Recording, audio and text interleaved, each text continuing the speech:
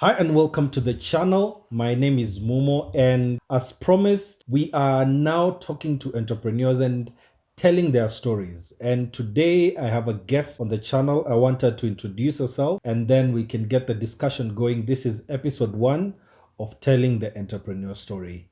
Let's get those credits rolling.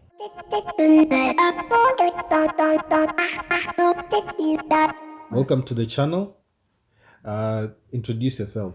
Tuambie wewe ni nani? My name is Gladys Wambua. Work with Gladys. I keep chicken. Welcome. And for those who don't know, this is my mom, and she's pretending that she's shy. But I want her to tell us about her business and what she has done, where it all started. So just give us a small story of how the business started. When did you begin keeping poultry? I began keeping poultry a long time ago when I was working. But I started with very few chicken. I kept around 100. And seriously, I began doing business on chicken when I retired. I began with 500 layers. It was the first time I was keeping such a large number, and I was testing the waters. I wanted to know how I can manage since I'm around and I'm able to watch everything. Okay. Yeah. So you said you started this when you were employed.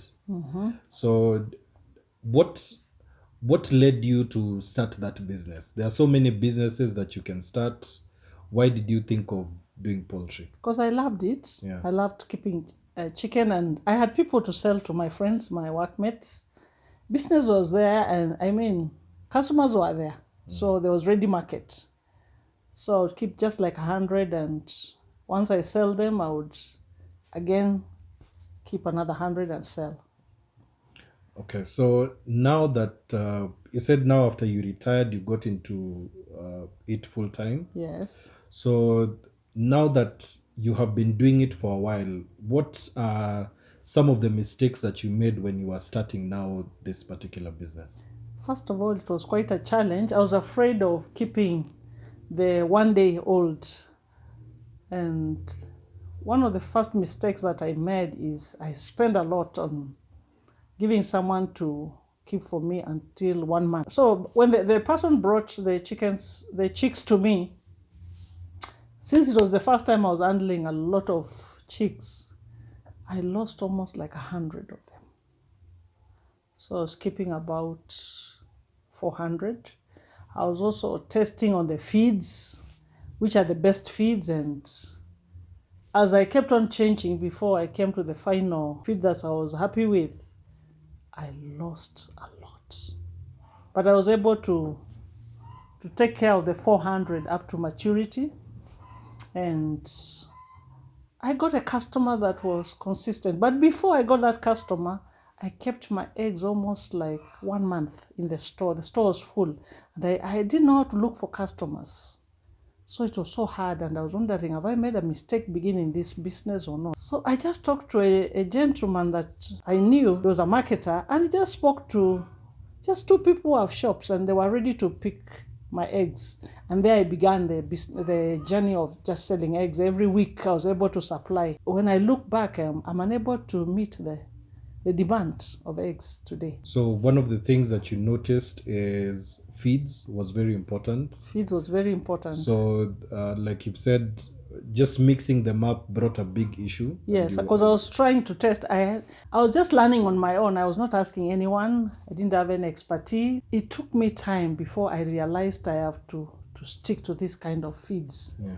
Yes. In your kind of business, are there any trainings that entrepreneurs can be able to do so that they can learn some of these things that you had to experience on your own? Yeah, like now I'm on my second, this is almost the 2.5 years since I began. And for the first time this year, the people that I buy my chicks from and the people that I buy my feeds from, that is Kenchik and Unga, are training us every Monday, and we are able to ask them any question that we need.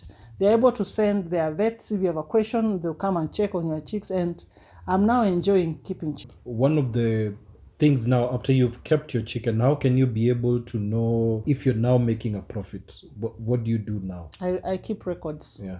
I record every day because my chicken my layers are in the cage, the number of eggs that I collect, and I'm able to know which cage I'm not getting eggs, or if I'm getting one egg, I'm able to know there's a problem here. Recording has helped me. Before I wasn't recording. Before I used just to record the totals. Nowadays I go cage by cage and I'm able to know if there's a problem anywhere. If someone wants to get into this kind of business, what advice would you give them? Like 2 very important things that they need to actually make sure that they do if they go to succeed. Yes, that's a very important question. Planning first. Because like if you keep like I said, I started 500 and it was the first time, money can get finished on the way. And those cuckoos have to eat. So it's very important to plan from day 1 to the time, maybe up to the 8th month. Because even if the chicks begin laying on the 6th month, there's not much that you can say you are returning.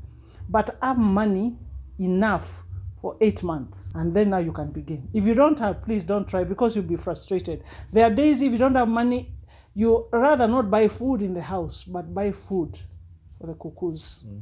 Yes. What's the next thing that you'd tell people to do in that business, that you'd advise them, apart from now planning for the money? Planning is very important, and also making sure that the chicken houses are clean. Like I have someone who comes to clean every week. Make sure the place is clean. Make sure you monitor. Keep on checking the cuckoos, whether they are okay. Just because of knowing you, I know before you brought cages, there was a different way you used to do layers before. I just put them on the ground. Yeah, so that's very tiring. Is it a better way now to do it with cages, or the previous way that you used to do it? Cages is the easiest. Yeah. And when you have cages, you don't actually, even if your worker doesn't come, you're okay. But when they are down, you have to clean everything every morning. Every time you're changing water, you have to clean. But with the cage, you can you just clean the drinkers after, maybe you see they are dirty, maybe 3 weeks, and everything is automated.